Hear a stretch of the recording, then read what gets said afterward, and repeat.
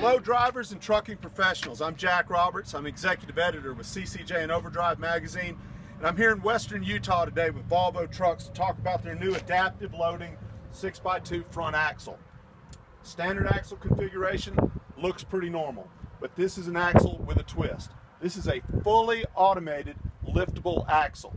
This truck calculates load, vehicle mass, all sorts of different parameters, and it will lift or lower this axle to ensure maximum traction, maximum fuel economy in all situations. And the really cool part about it is the driver does not have to do a thing.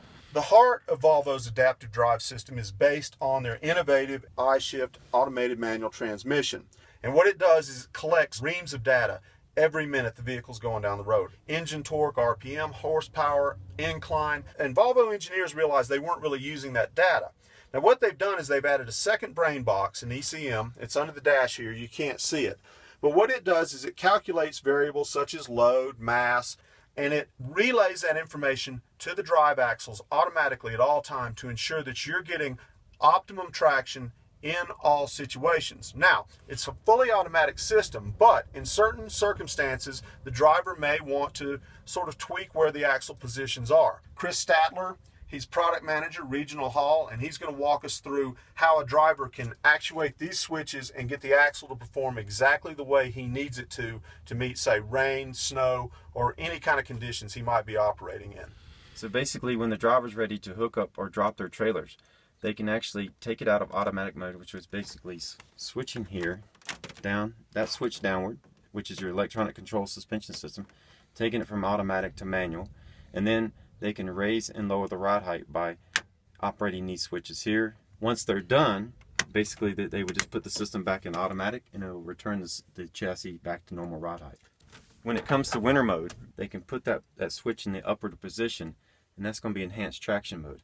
That'll give them the startability help, which basically puts pressure back towards the drive axle, and that's going to give it the pressure it needs to get going up to 15 miles per hour. If they're going down the road and they start to have some bad weather conditions, once again the driver can put it in that switch and then they can have that enhanced traction mode. The other position that we have in this vehicle as well to support them to protect the chassis and the suspension components is putting it in basic traction. What that's going to do is force the axle down and apply about 50-50 amount of pressure on both axles.